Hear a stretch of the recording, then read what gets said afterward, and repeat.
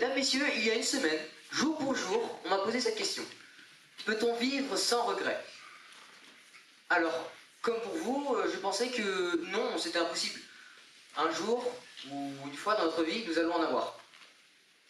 Alors, par curiosité et aussi par obligation, j'ai dû réfléchir et faire des recherches sur cette question. J'ai médité sur ce sujet. Et j'en suis arrivé à me dire que oui, c'est possible. On le peut. Mais d'abord, c'est quoi un regret? C'est quelque chose de plutôt vague. Allons vérifier ça dans Radico. Alors, regret... ici. Regret. Alors, un regret est un état de conscience douloureux causé par la perte d'un bien. Je vais décortiquer un peu. Un état de conscience, un sentiment. Douloureux, donc négatif ou néfaste pour notre santé, causé par la perte d'un bien. Mais ce bien, ça peut être une personne, ça peut être un concept, comme l'amour, mais ça peut être aussi le regret de ne pas avoir gagné de l'argent. D'ailleurs, quand je vous évoque le mot regret, vous avez tous au moins un souvenir qui vous vient en tête. Moi, personnellement, j'avais cette fille que j'avais vue au collège et sur qui j'étais follement amoureux. Malheureusement, j'ai pas eu le courage de lui avouer mes sentiments. Et elle est partie. Mon père aussi avait des regrets. Son plus grand regret, c'était ce petit jeu à gratter qu'il avait dans un bistrot. Il rentre dans le bistrot et là, il voit ce petit jeu à gratter dans la vitrine. Il a titillé l'œil. Mais mon père est trop raisonnable. Il n'a pas voulu l'acheter. Malheureusement, il était gagnant. Tout ça pour vous dire que cette définition que le Dico donne n'est pas valable pour tout. Alors, pour mes recherches, je me suis basé sur une autre définition, celle de Descartes. Descartes l'a définie de cette manière. C'est à peu près comme ça.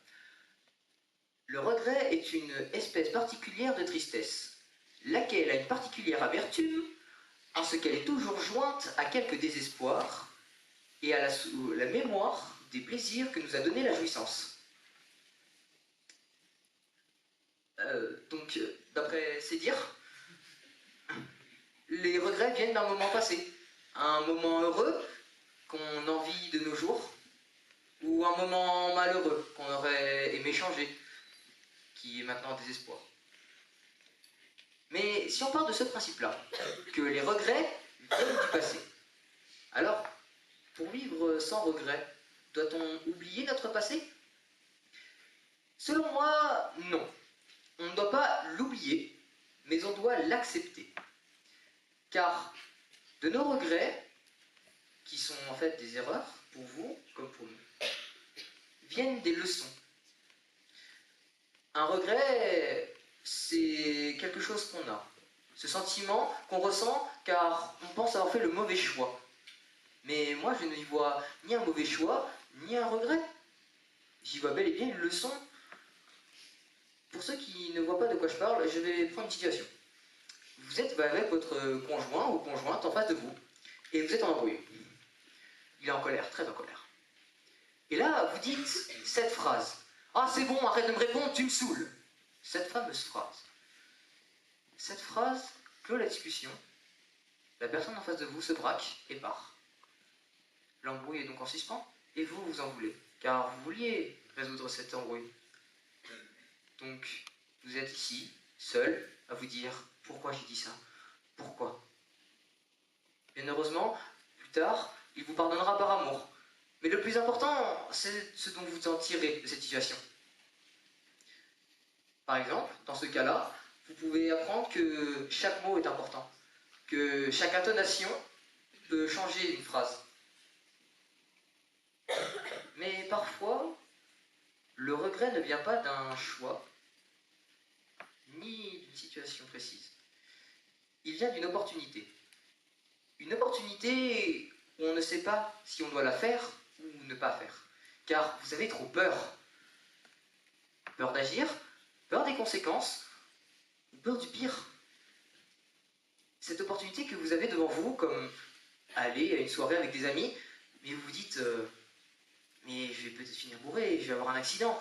Parce que certains d'entre vous, ils verront plus les risques que les bénéfices. En effet, la peur, ce sentiment négatif, vous emmène à faire des choix qui ne sont pas forcément les bons. Par exemple, moi, quand on m'a présenté Éloquence, je m'excuse pour les futures âmes qui pourront être blessées, je pensais que ça ne servait à rien. Voilà. Je pensais que ça ne servait à rien, que c'était juste un discours qu'on faisait devant les autres de notre classe et qui nous apportait une note. Je me suis dit, ça ne sert à rien que j'y mette toute mon énergie, toute mon envie, ça ne m'apporterait rien. Et pourtant, je suis là, devant vous, au deuxième tour, après m'être qualifié, parce que j'ai changé d'avis. Et je me suis dit que l'éloquence, c'était une expérience qui valait la peine d'être vécue. Et je me suis mis à fond. J'ai passé énormément de temps sur mes discours. J'ai réfléchi. J'ai passé beaucoup d'énergie. Parce que je voulais vous proposer quelque chose de qualité qui me représente. Donc oui, les opportunités peuvent être... Enfin, les opportunités, quand elles sont bien choisies et que nous décidons de les faire avec tout notre cœur, peuvent éviter les regrets. Alors, écoutez bien mes derniers mots afin de ne pas regretter. Les regrets que vous avez, vous, peuvent être changés. Ne les gardez pas tels quels. Transformez-les en leçons. Vous apprendrez énormément de choses. Certaines personnes, parmi vous, ne comprennent pas ce que je veux dire. Parce que pour eux, un regret, c'est une fatalité. Un regret est un regret, forcément. Mais on peut les transformer. On peut les changer. Parce qu'il faut ouvrir notre point de vue. Il faut ouvrir nos esprits.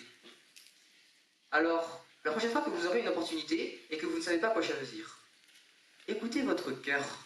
Écoutez ce qui vous semble juste.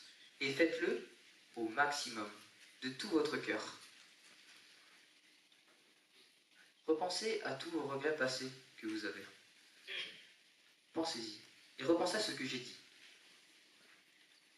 Affrontez-les et acceptez-les. Car vous en ressortirez plus fort, plus grand et plus sage.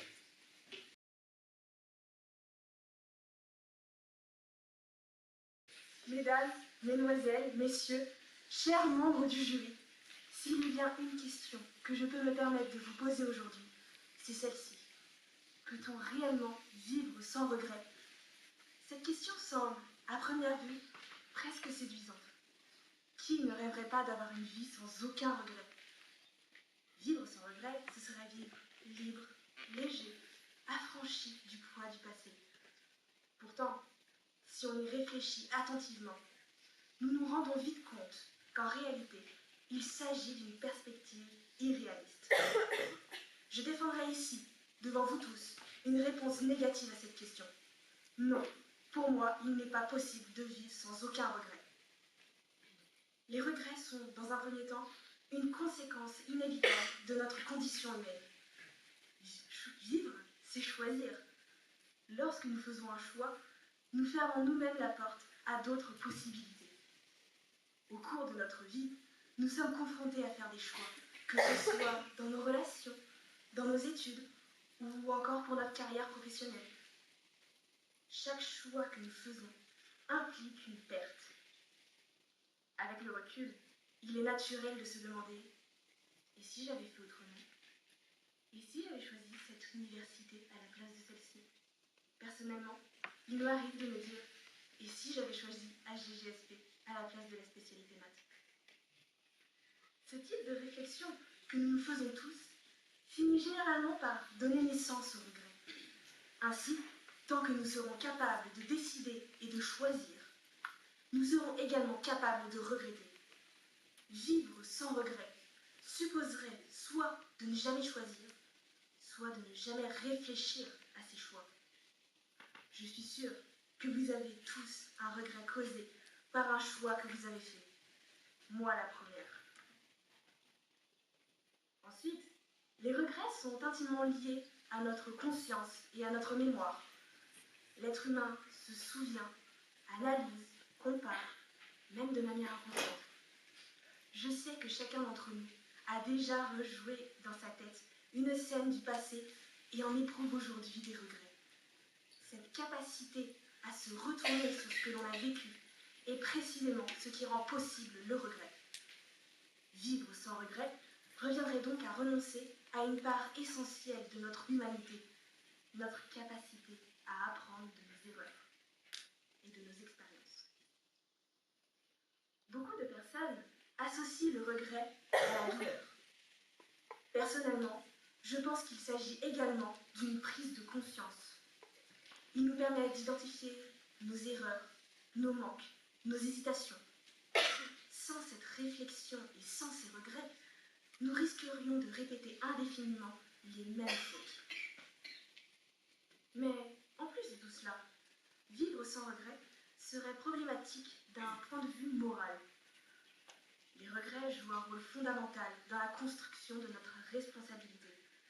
Je suis sûre que vous avez déjà regretté une parole ou une action que vous auriez pu faire et qui aurait blessé votre interlocuteur, n'est-ce pas? Eh bien, ceci est le signe que nous ne sommes pas indifférents à nos actes. Les regrets participent donc à notre évolution éthique. Ils nous poussent à nous améliorer, à réparer et à agir différemment à l'avenir. Cependant, je tiens tout de même à préciser une chose très importante. Affirmer que l'on ne peut pas vivre sans regret ne signifie pas qu'il faut s'y enfermer pour autant.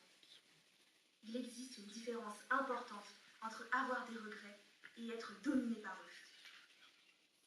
Les regrets peuvent devenir très dangereux s'ils nous paralysent ou s'ils nous empêchent d'avancer.